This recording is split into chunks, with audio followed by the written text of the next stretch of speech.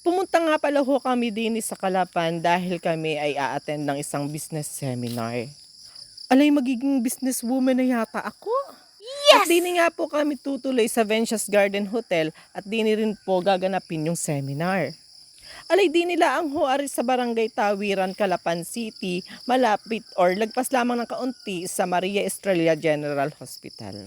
Pagdating nga pala namin dini ay pumasok na kaagad kami sa gate at may nakita nga kaming guard doon sa may gate. Syempre naman, alangan naman mawala ng guard doon. Hindi lamang nga yung guard ang agad nakita ko. Ang nakita ko rin dini ay yung magaganda at mayayabong nilang halaman. Ay sadya naman palang plantita ang may-ari na rin, kaya naman pala Venetia's Garden Hotel. Agad ko ngang nakita ang I love Venetia's Garden at ako ay nagpipicture nga agad di. Abi si Bakla, ambisyosa talaga. What? Banda-banda ron nga ho niyan ay makikita ninyo ang kanilang pabilyon. At dun nga sa pabilyon kami pumunta dahil dun nga po ginanap yung business seminar namin. At diyan nga ho ay natapos na yung kalahating araw na aming business seminar at kami ay lumabas na para pumunta doon sa aming hotel na pupuntahan or tutuluyan. Ay tingnan nyo naman ho ang loob ng kanilang pabilyon, napakalinis at napakaganda at ito ay fully air conditioner pa. Wow. Sa puntong iyan ay tapos na yung kalahating araw namin at tapos na rin kaming kumain iyan. Kaya kami ay lalabas na at hinihintay ko lang diyan yung aking kapatid at yung aking pinsan. Kaya Gorabels na tayo doon sa ating hotel na tutuluyan. So ayun, pupunta naman kami ngayon sa aming kwarto, sa aming tutuluyan mamaya. Dahil kami ay 2 days and 1 night dito. Kumuha natin tayo ng opportunity na makapag-video dito sa Venetia's Garden Restaurant.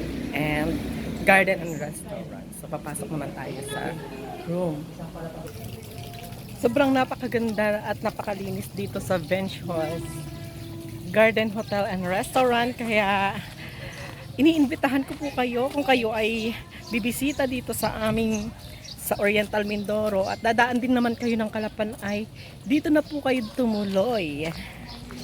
Sa Annex Building nga pala ho kami pupunta, tutuloy, kaya hinahanap namin kung saan yung Annex Building na yun. At nadaanan nga namin aring 2 duyan din na nakabitin at ako nga ay nag-practice na rin magduyan-duyan dahil ako ay hindi na nakakapagduyan ng matagal-tagal. Ala, ay kaarte. Sadya nga namang napakarami ng halaman din sa Venetia's Garden Hotel. Ala, syempre naman, alangan naman walang halaman diyan, kaya nga Venetia's Garden Hotel. Natuntun na nga namin kung nasaan yung annex building at pupunta na nga kami doon sa kwarto na aming tutuluyan. Ay oo naman, para naman makakapag-unat-unat at makapag-relax-relax naman tayo. Mali na naman ang pasok.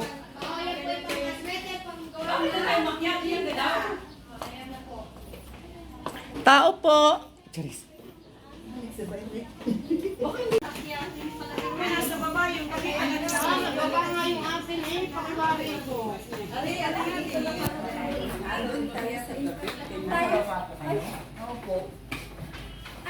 Para M Annex A. Annex A.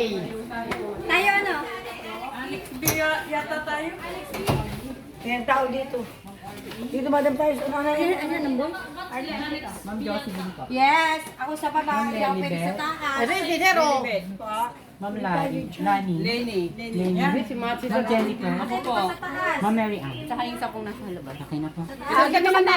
Kayo po ay letter S. Yung CR niyo po ay dun sa labas. Ano? Ayun, lalabas na po. Dito kayo sa labas. Check na dyan, Ophelia, Merlin, tsaka Olive. Meron na itong nasa unahan. Okay na. Thank you.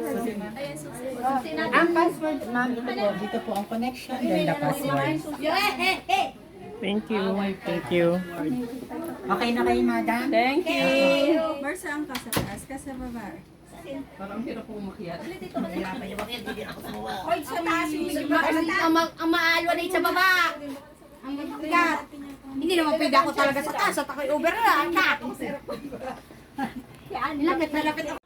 Noong okay na nga ho ang lahat at nailagay ko na ang aking gamit doon sa aking hihigaan mamaya, ay pumunta nga ako din sa CR dahil din nga kami sa Annex B. Ay, CR ng Annex B din tayo. pupunta at magsi-CR. Dahil nga ambisyosa si bakla ay agad at pumasok ako dun sa CR at inusisa ko kung ano nga bagang meron doon sa loob ng CR nila. At ayun na nga, syempre ang agad nabubungad sa inyo yung bowl na pagsisiaran ninyo at meron syempre yung lababo para pwede kayo doong maghugas. Alam nga naman wala noon. At syempre dahil social are, dahil nga are ay hotel, syempre meron din ditong shower. Ba yung pagkakalinis nga pala din sa kanilang CR. A few moments later. Dahil natapos na ang aming day 1, dahil gabi na rin at napag-usapan na ang everything about business, papasok naman kami sa Venture's Garden Hotel and Restaurant. Siyempre, ano pang gagawin natin sa loob ng restaurant kundi kumain. So, let's go! Ayun naman talaga ang gusto mo, kaya kahit sumama diyan para makapagtakaw bakla, ay nakuwag ako. Pagpasok mo pa nga lamang sa kanilang restaurant ay agad mong mapapansin ang kalinisan ng loob ng kanilang restaurant dito. At sadya nga namang magiging comfortable ka dito dahil fully air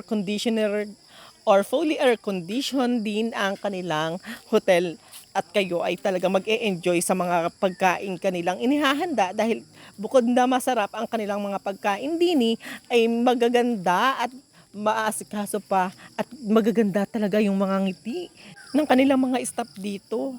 At aring ang pinsan ko ay nakakita agad ng magandang place na pagpipicturan kaya siya ay agad na nagpa-picture din. Ay ambisyosa talaga ari. What? Pero sa totoo lamang pagkatapos niyang magpa-picture din ay ako naman kaagad yung sumunod. Ay ambisyosa din. At sa punto ng ari ay kami ay pipila na at kukuha na ng pagkain doon dahil libre naman yung pagkain ay syempre pila balde tayo. At ito na din yung opportunity na makapunta at makakain tayo sa mga mamahaling restaurant lalo na at libre. Ali makakapagtakaw talaga ako din ng bonggang-bongga. At sadya nga ako din ay nag-enjoy dahil minsan lang tayo nakapasok sa mga mamahaling hotel dahil doon sa bundok ay walang mga garniman din.